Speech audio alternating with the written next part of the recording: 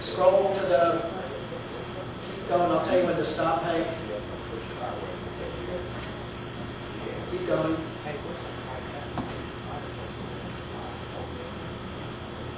Okay, now, a little higher. Yeah, there, right there.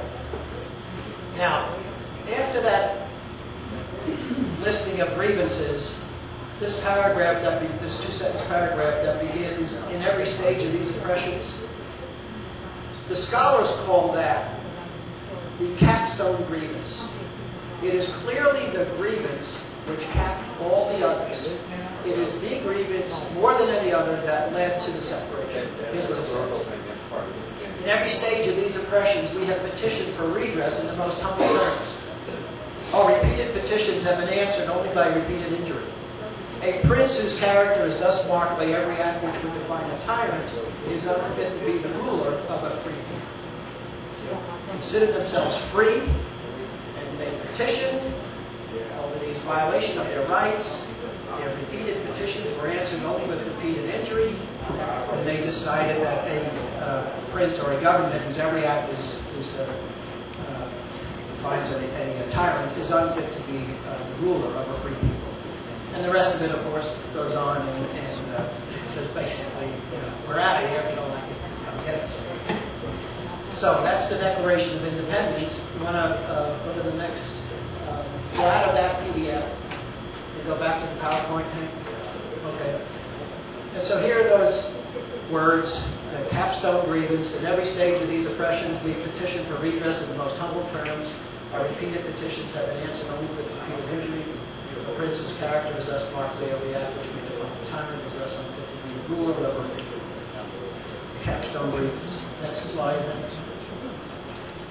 Next slide. There's a preamble to the Bill of Rights. It essentially says that they were passing the Constitution now to be ratified by the 13 states, and the preamble to the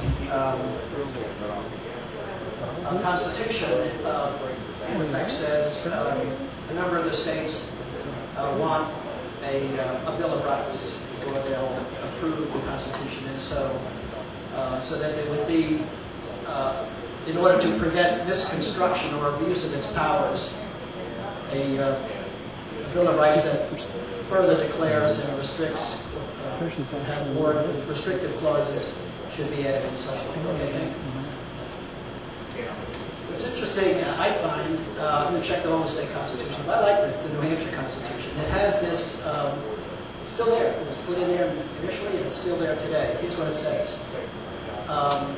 It's Article 10, it's the right of revolution. Government being instituted for the common benefit, protection, and security of the whole community, and not for the private interest or emolument of any one man, family, or class of men. Therefore, whenever the ends of government are perverted, and public liberty manifestly endangered, and all other means of redress are ineffectual, the people may, and of right, ought to reform the old, or establish a new government. The doctrine of non-resistance against, this is key, the doctrine of non-resistance against arbitrary power and oppression is absurd, slavish, and destructive of the good and happiness of mankind. That it is nuts to be abused, have your rights trampled on, and to adopt the doctrine of non-resistance. It just doesn't work. So much about the New Hampshire Constitution. Of course, the Ninth Amendment, here's what we have come down to believe those 10 words mean in its simplest form, based upon our review, thorough research of, well, it's common sense, but I mean our review of all the written record, both overseas and here.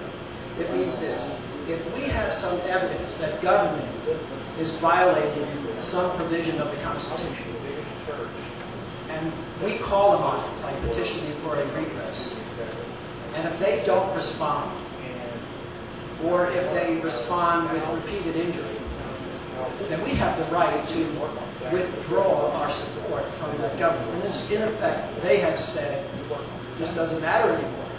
Well, if that doesn't matter anymore, then why would we want to continue supporting you? Right? That's what that accountability clause in the First Amendment means. And if there's any, some people say, we've had this issue in court. Some people say, well, gee, Bob, it says right here that people have the right to petition the government for redress of grievances. It doesn't say the government has to respond.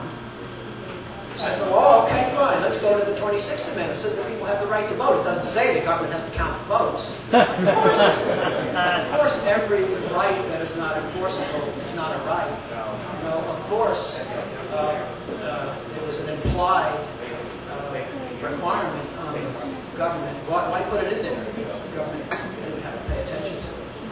So, but if we have to, we can always resort to the Ninth Amendment, the reiteration of the Constitution of certain rights shall not be construed to deny or disparage others obtained by the people. Okay, if you don't think it's embedded in those 10 words, then how about the Ninth Amendment? We claim it. Okay, and of course the next slide. There's one other accountability clause, and that's the Second Amendment. Well-regulated commission being necessary to the security of the free state, the right of the people to keep their laws shall not be infringed. Being necessary to the security of a free state. If that isn't a demand that there be well-regulated state militias, then what is it? So the absence of well-regulated state militias today is unconstitutional. And the National Guard is not the well-regulated state militia that's referred to in the Constitution. First of all, there are many reasons, but what I like to give is, first of all, all the weapons are over there in that armor. They're supposed to be over our home someplace. All right. Okay. Let's go to the next slide, Hank. On our website, we have 10 or 11 law review articles which thoroughly discuss the history. Two of them in particular. The first one up there is the Vestigial Constitution by out of Gregory Mark, a professor out of Fordham.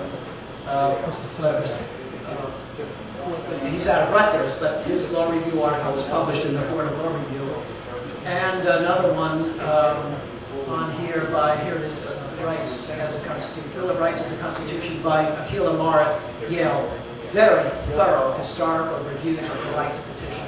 So on our website, you can find your way, they're all there, and read these law review articles that address the right to petition. Thank you. We have, as I say, been petitioning for redress of grievances, doing it, we think, with the assistance of constitutional scholars. We have petitioned the judiciary and petitioned Congress and the executive branch directly, as we have evidence of violations of the Constitution. And these petitions for redress, at least the ones that the form that we prepare them in, we view them as depositions. Each one of these petitions for redress of grievances, we have a series of one-sentence statements of fact. So one sentence, this is a fact. We can support that. We have evidence that that is true.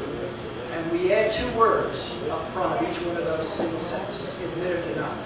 So government, admit or deny this, equal this, so facts. And so there's a series of questions embedded in each of these petitions. They've all been served on the government, and they refused to respond. Most recently, on June 30th of this year, every member of the House and the Senate and the President were served by these petitions for redress of grievances by one or more of their constituents. So constituents served these people. They didn't have the excuse of saying, oh, someone who's in the office, as they like to do. Oh, that's not from one of my constituents. Trash. Okay? So we had these served on them, and with proofs of service. The person in the congressman's office who served it, who received it, signed that they received it, and the person serving it signed. So it's proofs of service that they were all served, and no one has responded. Ron Paul did something different from the others. He submitted it to the clerk of the House to be given to the Speaker. It's there to be discharged according to the will of the House. I had an intense